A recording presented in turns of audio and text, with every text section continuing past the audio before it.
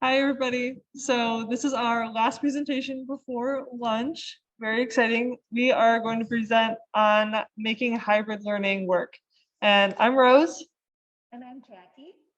And as Michael said before, we serve learners of two different communities. I serve adult learners who are learning their literacy skills, getting a GED, wanting to find and improve their job skills and their digital literacy skills. And I work with English as a second language population. Yeah. Okay, so I know we've been sitting for quite a bit of time today, and part of hybrid learning is doing a lot of sitting, but we can also do something a little bit interactive. So for anyone who would like to join us, we're going to do a little bit of stretching, so in person and at home.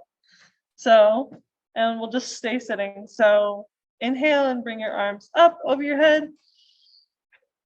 And then exhale and lean to one side. And then we'll have a slight inhale and feel it stretch through your side body, and exhale, stretch a little further. On your next inhale, we can bring it up to the center and reach.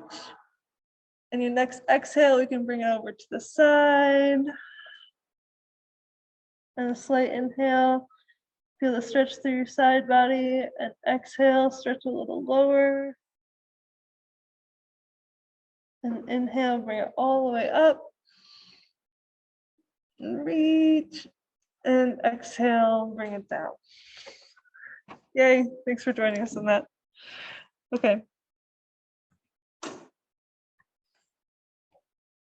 So the very next thing we're going to do is make sure that everybody's cell phone in person is connected to Wi-Fi for an interactive activity that we're going to do. So for anyone who'd like to join us, the center does allow us to use their Wi-Fi. It's the guest Wi-Fi. And if you're connected to Wi-Fi, if I could see a big old thumbs up. I'm seeing thumbs up, thumbs up. Kim in the back, beautiful.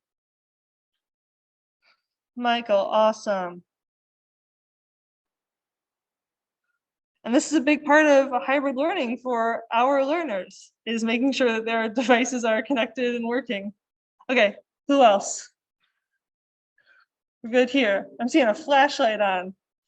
Do we need some assistance? You good? Do you need some help? Okay, you good? Okay, anybody else need any assistance getting connected to the Wi-Fi?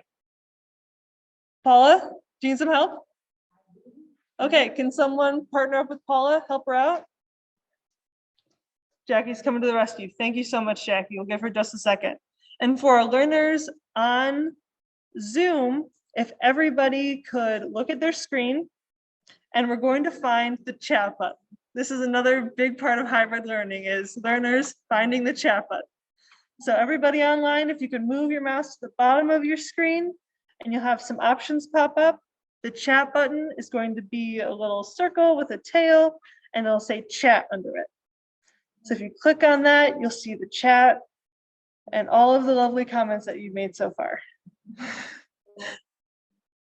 Okay, and beautiful. We got Paula connected. Awesome, love that. Okay, because the next thing we're gonna do is a pop quiz. Don't worry, it's just 3 questions. Very light, very fun. So just like if I was going to be doing a hybrid class right now, I could switch from my presentation to my online activity. So I'm going into my other tab I have open, and this is the one that I want. It does have a shareable link. I click on this, it's copied to my clipboard. I can open the chat and paste it in there. So everybody online, you can click on that link and get to the quiz. For all of our lovely in-person participants, here are our instructions. So we have that website, joinmyquiz.com. So open any internet browser you'd like on your phone, and then type in that code to be able to join. And then when you got there, give me another thumbs up if you would. We've got some people coming in. Keto's good. All right, love that. Paula, do you need some help? We got someone coming. Okay, and thumbs up if you're getting in. Right on, right on, right on. Love it.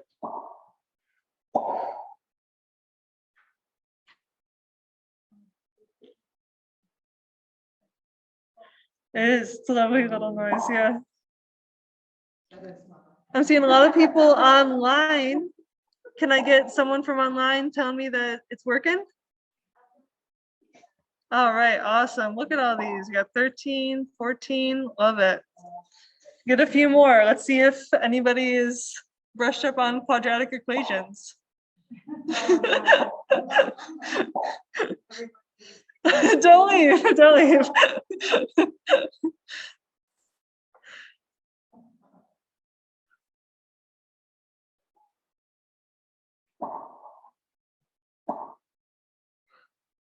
Mike and Kim, did you guys get it? All right, love it.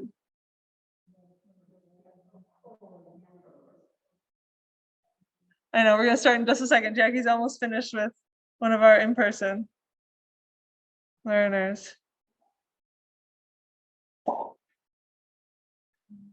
So these questions, they are gonna be questions that come right off of our, one of our GED preparation websites called Plato. It's through the provider Edmentum. And it's a great hybrid learning option because we have learners who can use it any time of the day. It's extremely flexible and it identifies the areas where they need improvement the most. We're good? All right, I'm gonna click start. And if you didn't get to join this round, you can join the next one. So I'm gonna hit start.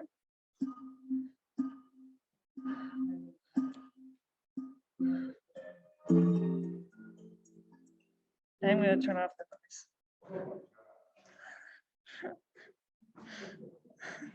You do have some paper in front of you if you need to do a little bit of writing.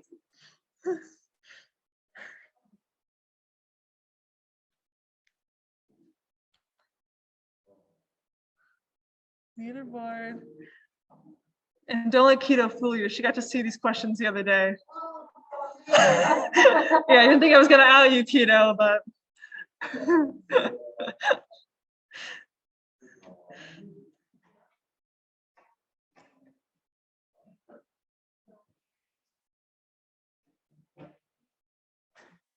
And for those, we have a couple people trickling in. You guys can get in on the next one. We're gonna have at least one more. Yeah.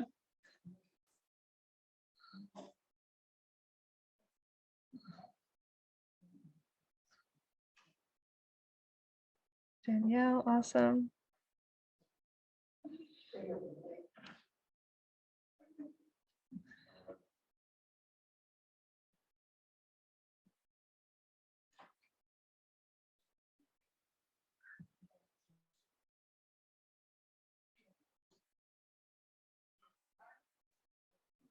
Keto, good job.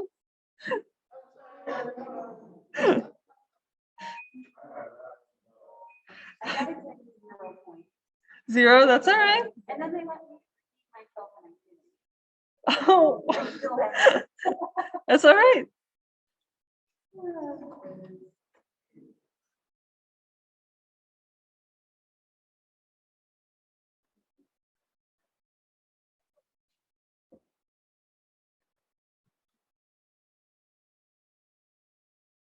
what if you had to answer them right to get one? No. Lunch is provided either way, right answers or wrong answers.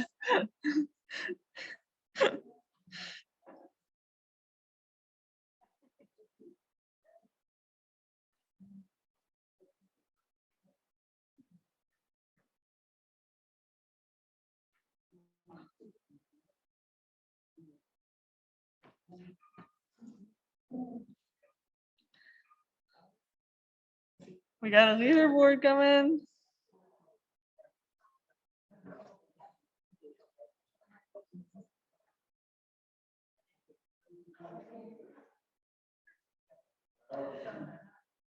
It is.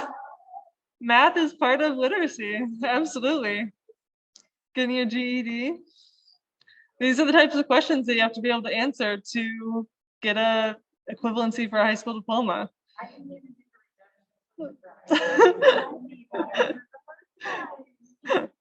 Are you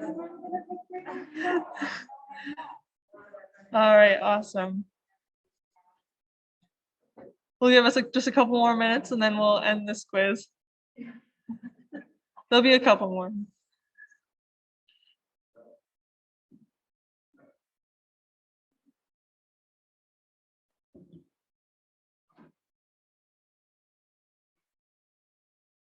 For those of us working online who started the quiz and maybe are a little frustrated, if you could guess and finish it up. If you've decided it's okay if you don't want to, work them all out, it's absolutely fine. But go ahead and guess and finish them up, and that way we'll be able to get some results.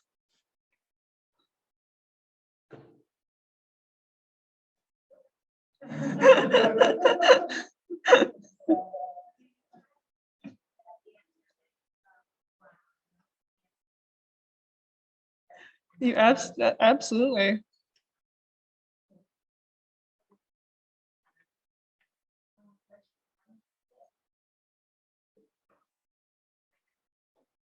All right. For our in-person people, what are we looking like? We're good to go? We're good to keep on going? All right. For our online people, thanks so much for participating as well. I'm going to click end.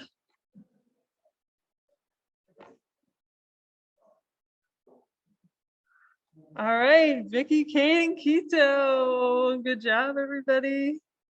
I'm going to bring us back to our presentation, which is just on my other tab. Oh, lovely. We have some honorable mentions as well. Good job, everybody.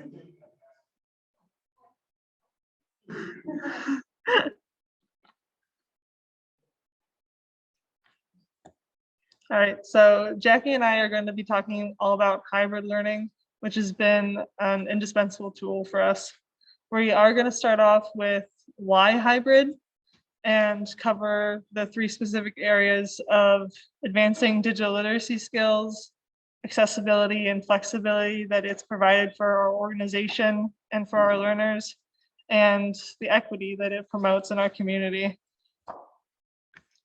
So to start off, digital literacy skills, we've been talking about this for a good amount of the symposium, but it's absolutely essential in our world that's becoming more and more digital.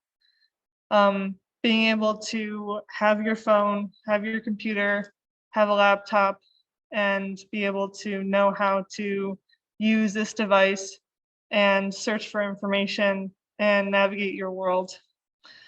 Access to information is a huge one. Most of our medical records, our children's school records, pretty much information on whatever you want to know, the first place we're going to turn to is the internet, our digital world.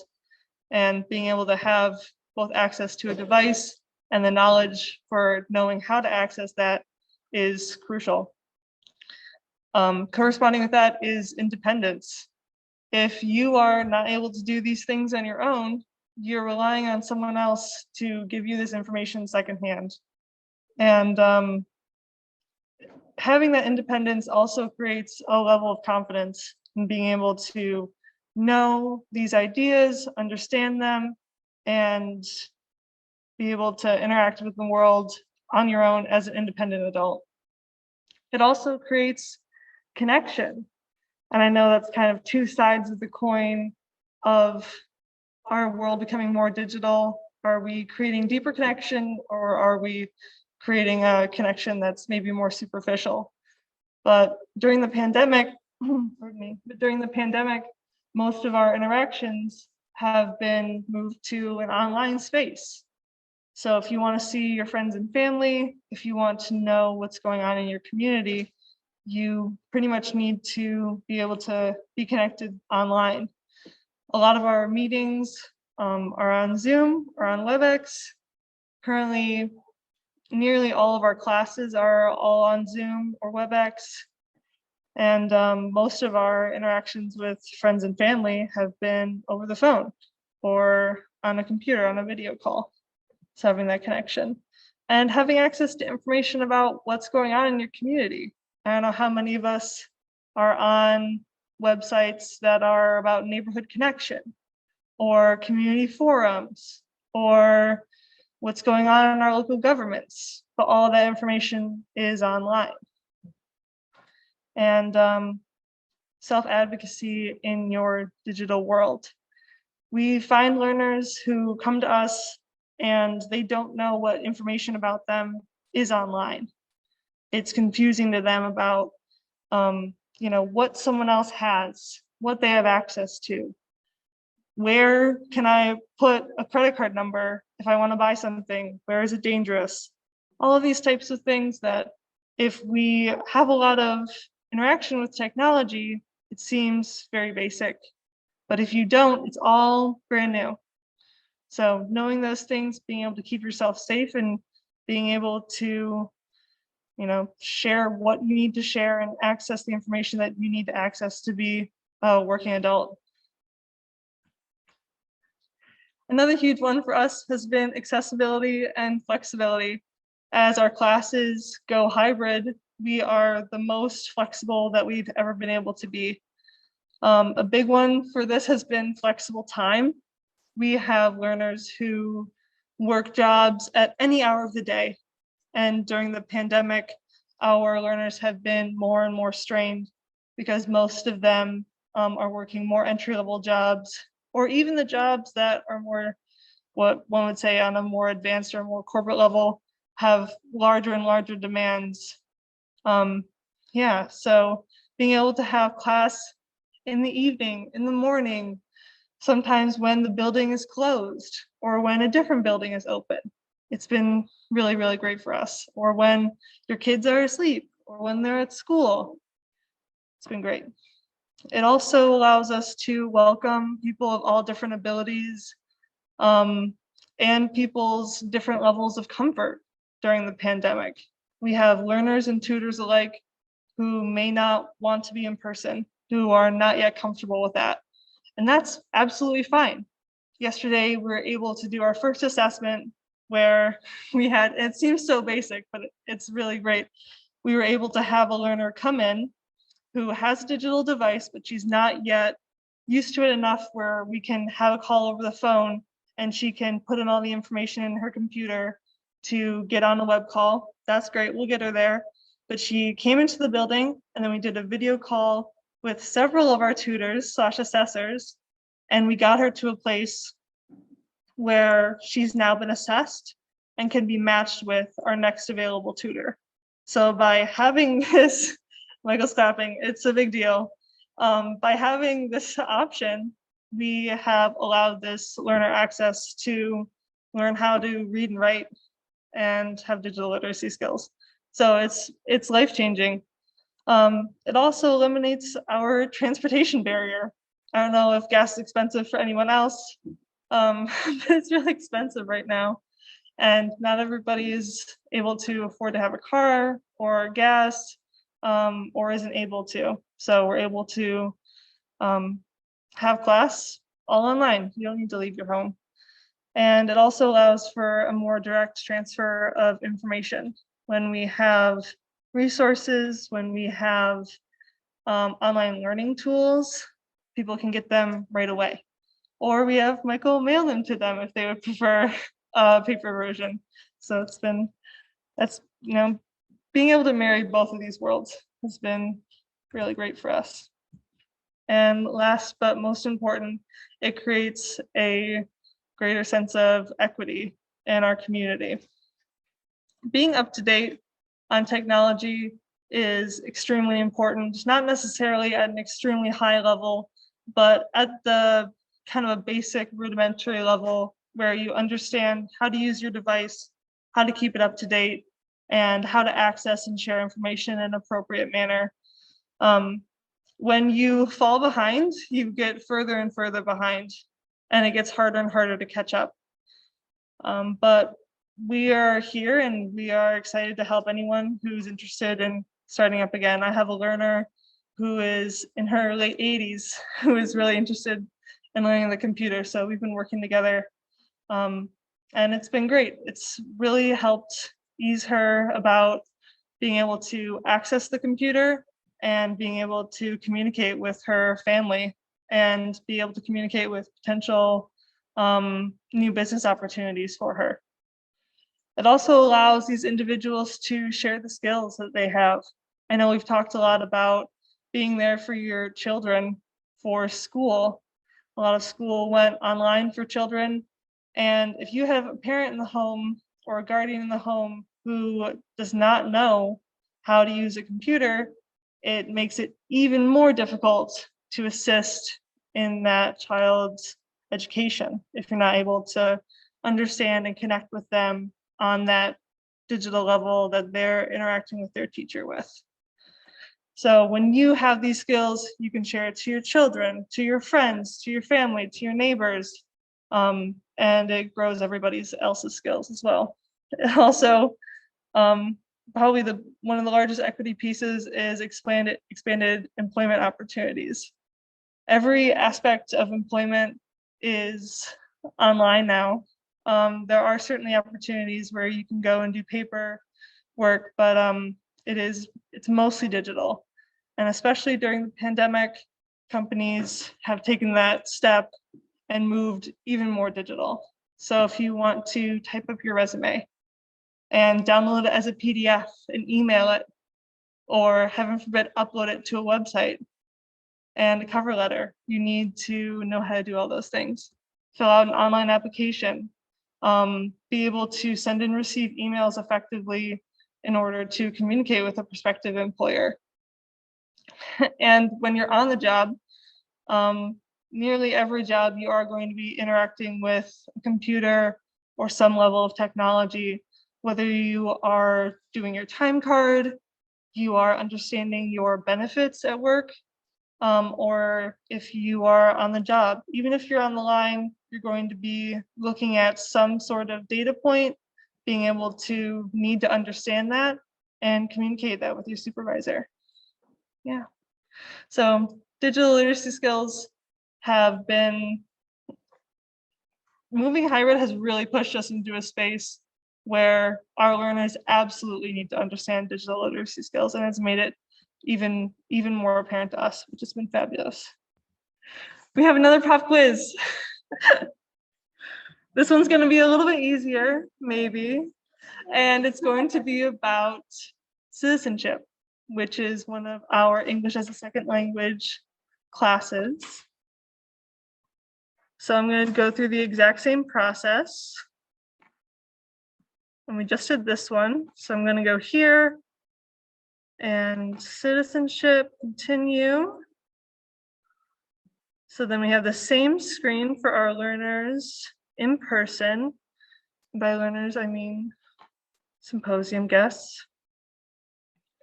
And then I'm going to put the link in the chat for everybody. There you are. So everybody online, I put the link in the chat. Again, how you access that is move your mouse all the way down and then click on that chat button.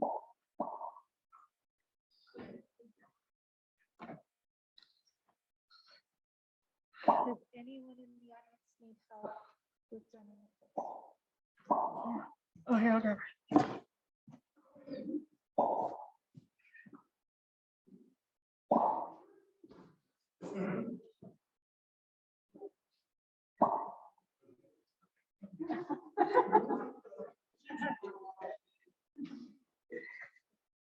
If you were already in it, you can just type in the new code, or you can open it up again from joinmyquiz.com. So.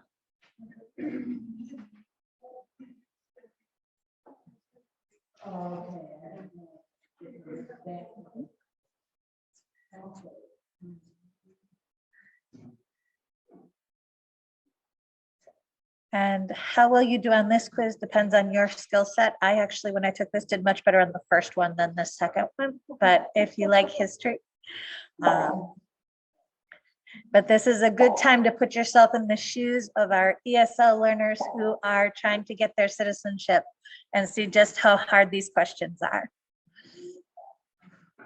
All right, anyone else in the audience still need some help? Okay, I'm gonna go ahead and start the quiz.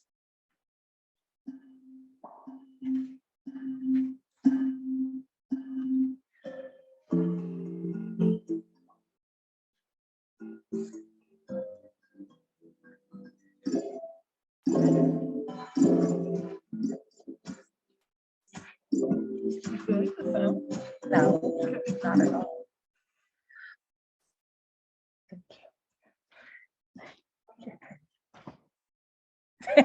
Doing better on that one. And these are questions from the list of 100 questions that they can ask you on citizenship. Just one that's multiple choice instead.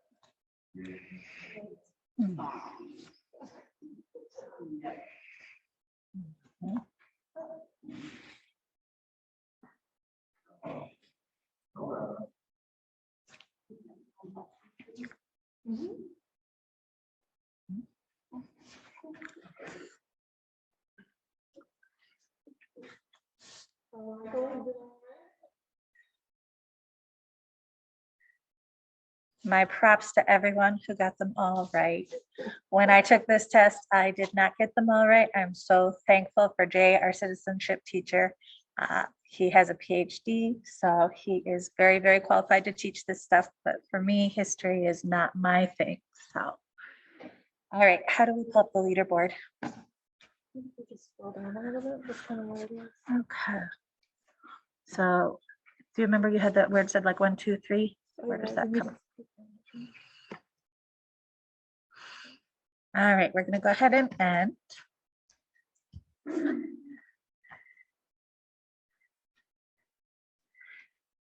And congratulations to Leslie, Henny, and Vicky again. So for those of you who don't know Vicky, she is one of our instructors at ESL of Southwest Michigan, and she is doing excellent on our quizzes. So congratulations, Vicky. All right, I'm going to go ahead and start to talk about, for those, once again, I'm Jackie. I am the ESL navigator for KLC. I work with Rose, and I'm going to start talking about what we need to do in order to make hybrid work. So I'm going to go ahead and pull up our presentation again.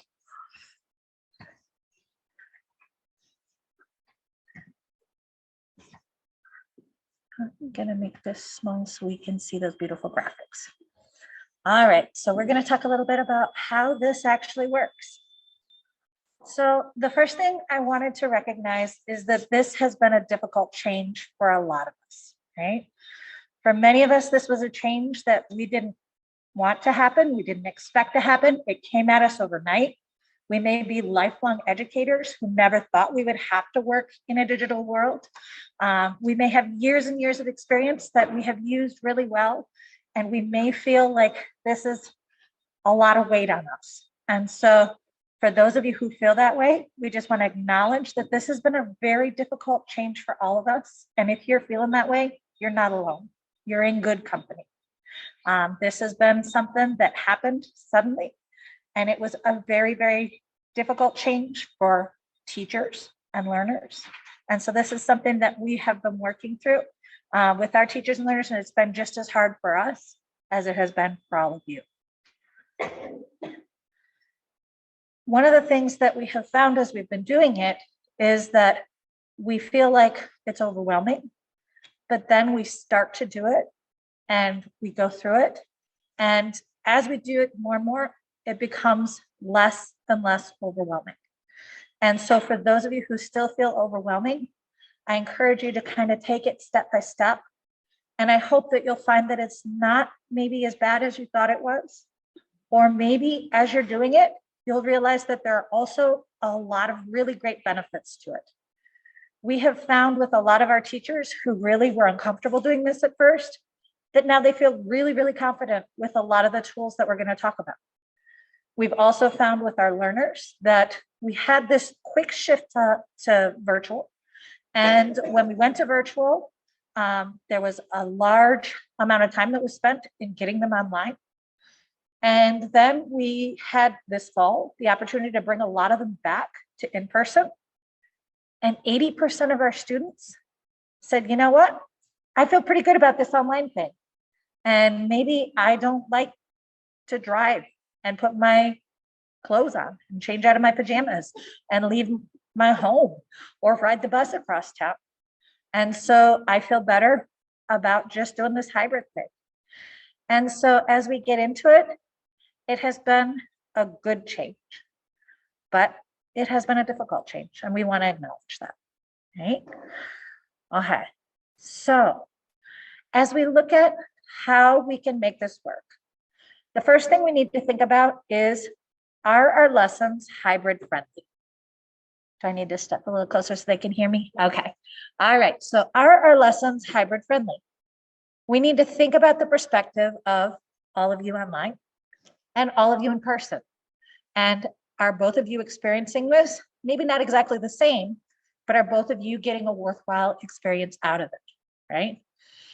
And so when we think about how to make our lessons hybrid, it doesn't mean that we have to throw away our old lessons that we've used for many, many years. Many of us have things that we've been doing for many years.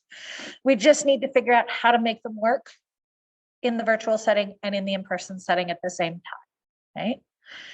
And the good news is that one of the things we've found that have worked really well for our teachers is using digital content that has been created since the pandemic that can be used to help with this. So how do we turn existing lessons into hybrid lessons? So if you have a worksheet that you love, that you have used for many years, and you want to continue using it, you can still use that in a hybrid setting.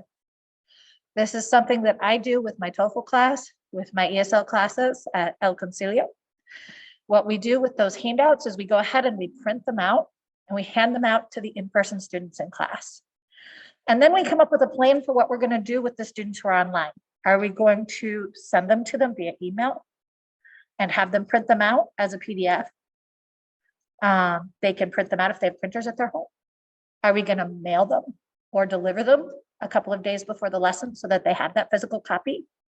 This depends on your students and depends on your capabilities.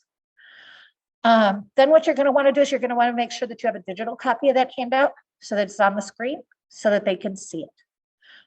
There's different ways that we can work with digital handouts. You can scan it.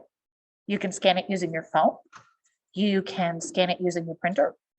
You can also use a document camera. For those of you who are not familiar with document cameras are a real-time scanning device. So what it does is it creates a camera that you put above your, there's one in the picture here, you put it above whatever you're working at, and then your students will be able to see it just the same as you can see it in front of you. It will appear on their screen. So if you're using the document camera, then you have the ability to do what you might have done in real time, which is you can actually write on that sheet of paper or in that book, and your students will be able to see what you're writing as you're filling out the answers to that. And then if you have virtual students and they're using those documents that you sent them, they can take a picture of it and send it to you, or they can scan it and send it to you, or they can take a video, their video camera and show you what they did, right? Okay. So you can also combine your physical classroom with your virtual classroom. This is a really great example of a teacher who is working with her physical classroom, but she's got her physical classroom online, right? Now, what she's doing there, she's doing just like what I'm doing here. You guys can see me and you guys can see me as well. Now, if you want something like this to work, it's going to take a little bit of practice. You're going to have to set up your computer, take a look at your camera. You're going to have to take a look at that whiteboard and make sure that whiteboard behind you isn't reflecting a lot of light. You can see in her picture, there's a little bit of light there that's reflecting. So you would want to be careful to see that your students are able to read it.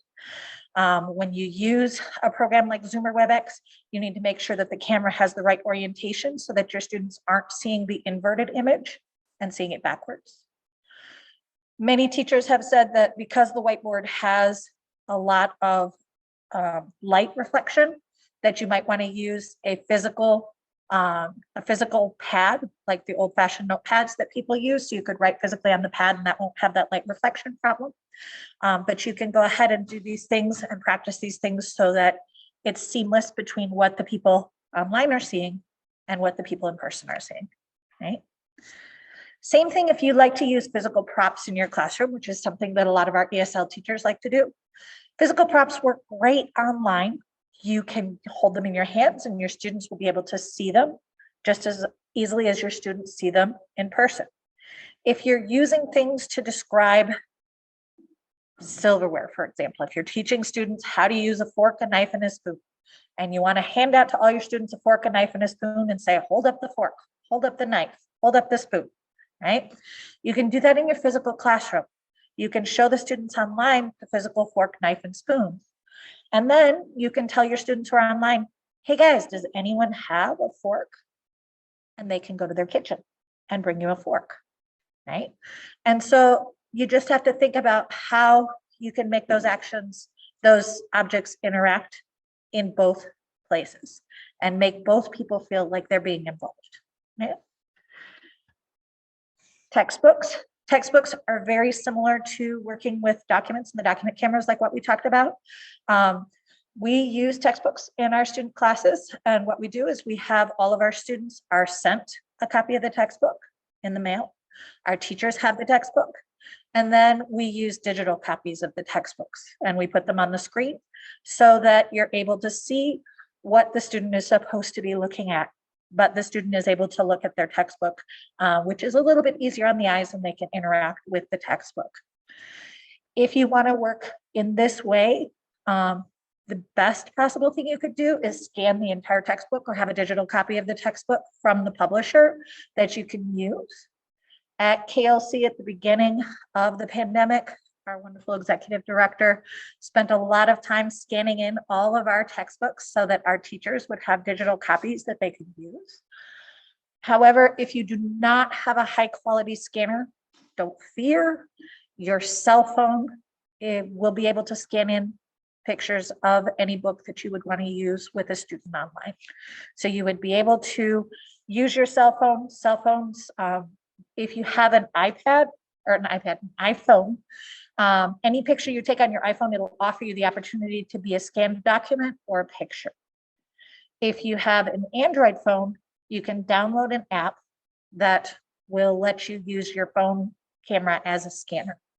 And so if you know you're going to be doing pages 24, 25, and 26 in class next week, you can go ahead and scan in page 24, 25, and 26, and then you can email that digital copy to all your students in advance.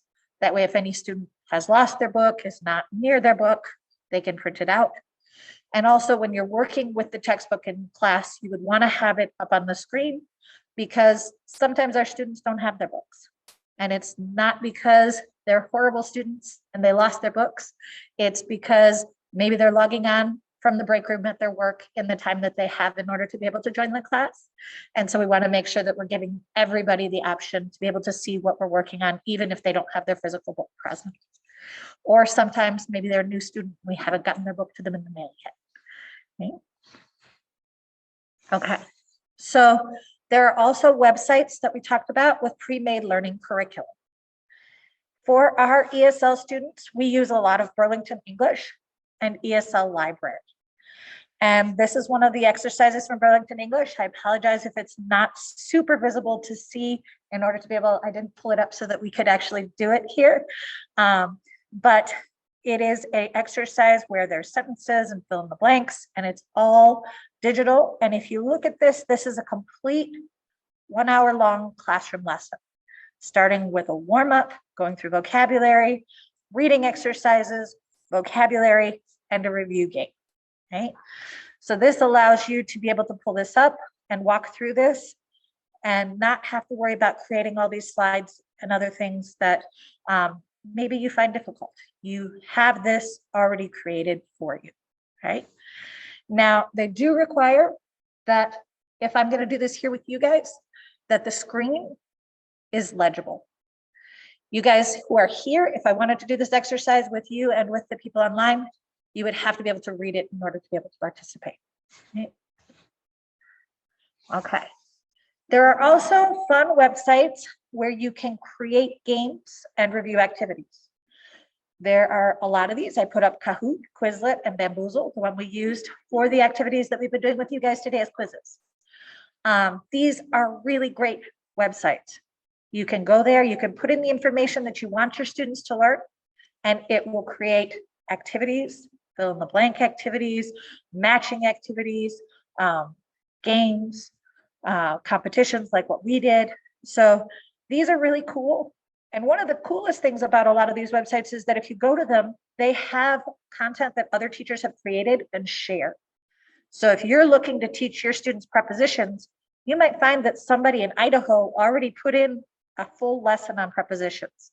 And you can take that lesson and copy it and customize it to what you want to do without having to reinvent the wheel. But I want to assure you guys that you don't have to know how to use all of these websites to be a good teacher, right? Since the pandemic, a lot of companies have created a lot of these things in order for them to make money and for us to be able to have a lot of opportunities for our students. But you don't need to know how to use 20 learning websites. So if you feel overwhelmed looking at the number of websites, figure out how to use one, use it with your learner, use it in your classroom, and that is all that you really need to do. And maybe after you learn one, you might learn another one or two or three, but a lot of these websites do the same thing. And the most important thing is having those options of what to do with your learners. Yeah. Okay. So as we move into this hybrid world, we have to think about the fact, and we have to accept the fact that our lesson planning is going to change a little bit. We're going to have to spend a little bit of time, a little bit more time at the beginning, thinking about how does this lesson work online and in person. So we're going to have to think through each of these activities as we talked about, and we're going to think, okay, how can I make this work for my students who are at home? How can I make this work for my students who are here? And once you've done this a few times, then it becomes easier. But at the beginning, you are going to have to spend a little bit of time just thinking through it, walking through it, probably practicing it with your family and friends. How does this look in person? How does this look online? Right? As you adjust to the new skill. All right, so what kind of equipment do you need for this? We're going to start off with the obvious. You need to have the digital platform that you're going to use. There are many out there: Zoom, WebEx, Google Classroom, Google Teams. You need to pick the one that's right for your organization, your learner, one that you feel comfortable using.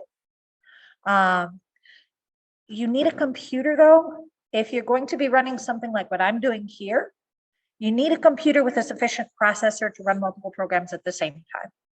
One of the things that we discovered at the beginning of the pandemic was we were having a lot of trouble with audio and a lot of trouble with videos coming out.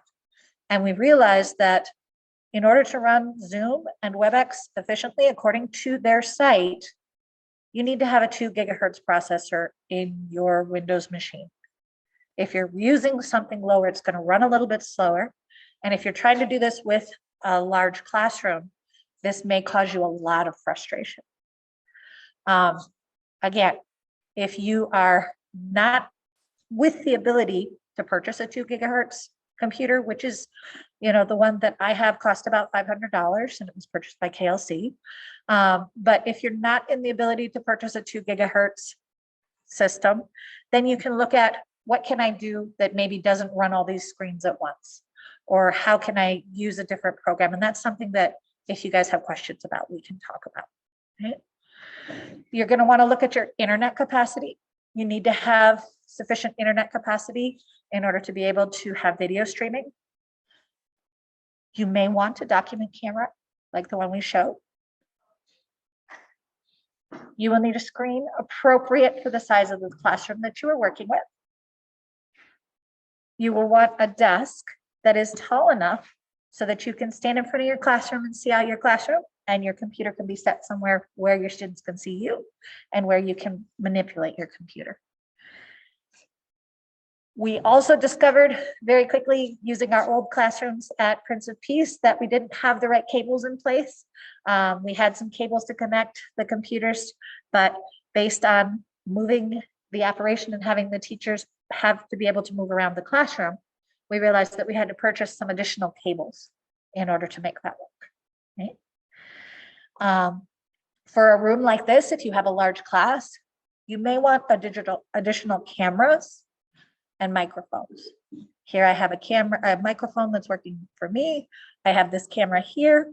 In our reading center at Goodwill, we also have a camera that shows the classroom, which is nice because then the students online can interact with the students in person.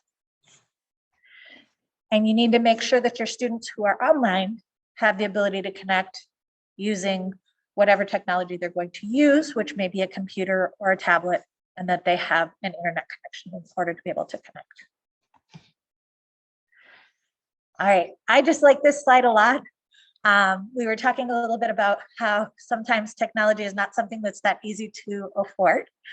And there are a lot of websites for teachers that were created during the pandemic that show how to use your cell phone in some creative ways.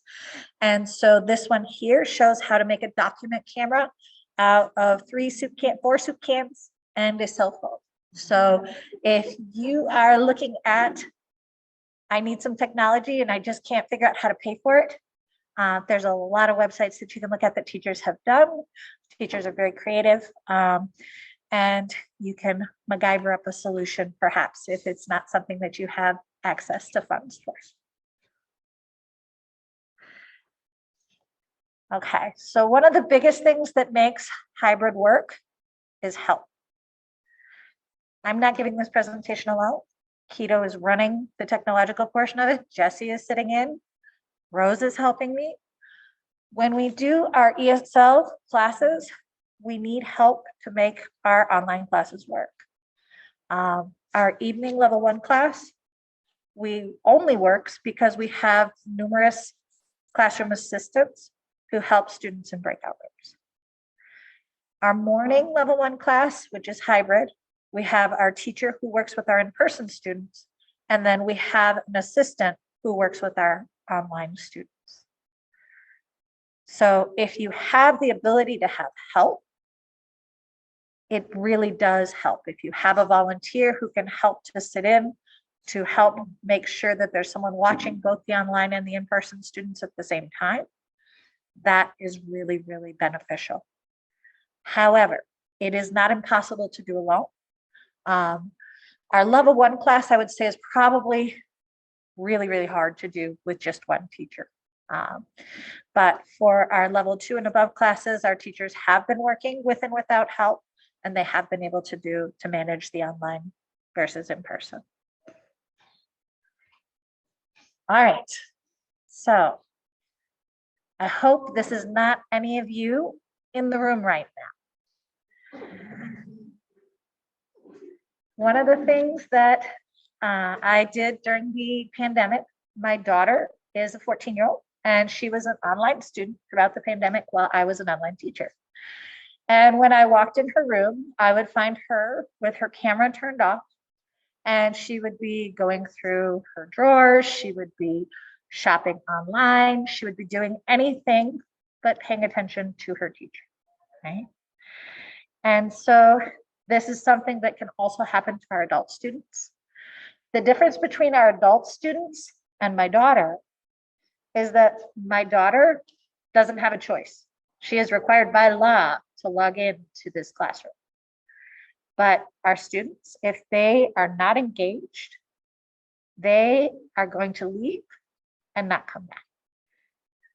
So I wanted to start off our conversation about how to make education engaging by having a conversation amongst ourselves.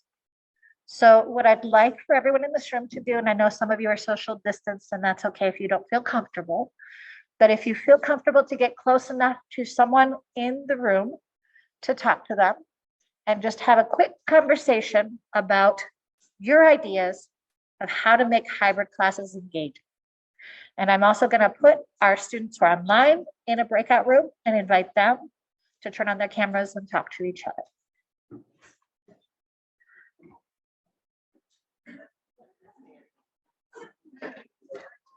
All right.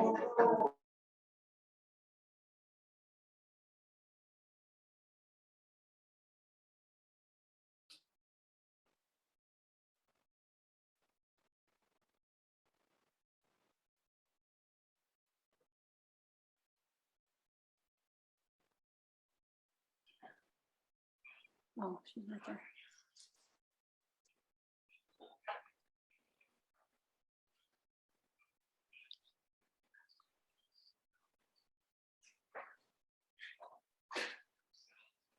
thing that they talked about how to make public classes more engaging for all adults. Yes, please. I'll share that. I noticed from your publication today that so that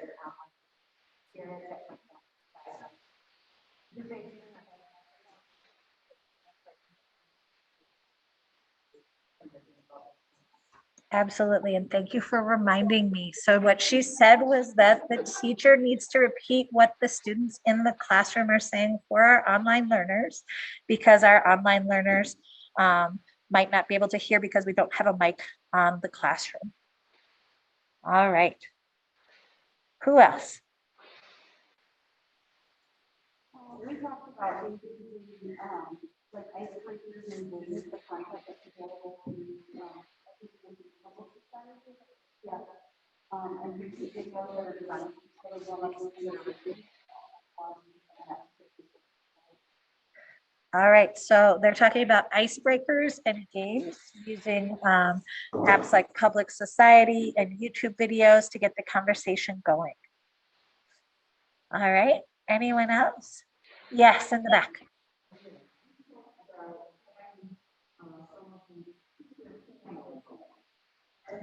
Yes. Yep. So asking students to turn their cameras on so that we can have an interaction, definitely. One of the things that I will say about cameras is this: our policy at the KLC is that we always ask politely for our students to turn the cameras on if they feel comfortable. We do recognize that there are many reasons why a student may not want to invite us into their home or have a reason where they do not want to turn their camera on. And that is always okay. And that is always the learner's right to keep their camera off as an adult learner, but we do invite them to turn their cameras on so that we can have that shared experience. Go ahead.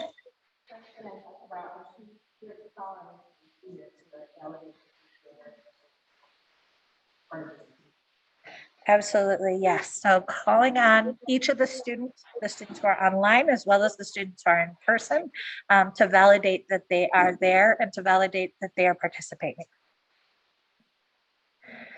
All right, I'm going to read the responses from the chat as well. So let me pull those up.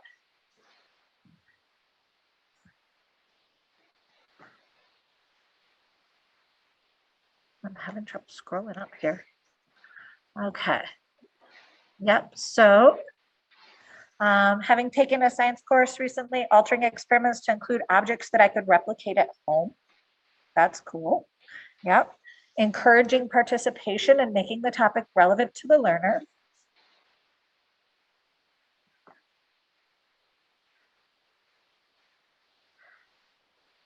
What did I do? No. Okay. Use of their environment, pictures of family, etc. Dividing the class into small groups, asking open-ended questions, lots of movement, right? So making students move so that they're not just sitting still while they're sitting in front of their computer. Ask them to use examples from their own lives that relate to the lesson. All right, yes. So definitely, we really appreciate you guys participating in this activity. One of the reasons we ask you to participate is because you guys are as much experts in the field of engaging learners as we are, and we like to get participation from you guys to help us get more ideas. All right, so I'm going to share our presentation. All right, so we're going to go back to present mode. And some ideas that we had put on our slideshow. So this is one that we talked about, creating community. And so our students come to our hybrid classes. They can take all online classes. You can find things that you can do online that you don't need a teacher. We have some of them that we offer at KLC. But our students come to our classes because they want to see each other and they want to see you. And so allowing them an opportunity to create community during those classrooms experience is very important for them to be engaged. We talked about this as well, being interactive. So it's not just the teacher talking and the students listening for an hour. It's the students taking turns, the students participating, playing activities and using games, using breakout rooms so that this is an interaction between the students. And most importantly, it has to be about what our students want to learn. If our students don't feel like they're learning something that is relevant to them, they're not going to keep coming, right? So we need to be thinking about what we're presenting, whether it's relevant to the learners that we're teaching. And this may be making adjustments in real time. We may be looking at our classroom and see that the learner who we had thought we were going to teach this lesson to because they had asked for it is not there today. And the learners who are there, this has no relevance to them. And so when that's the case, as teachers, we need to be able to say, okay, well, let's do something else. And most importantly, I hope that you have today with us had fun.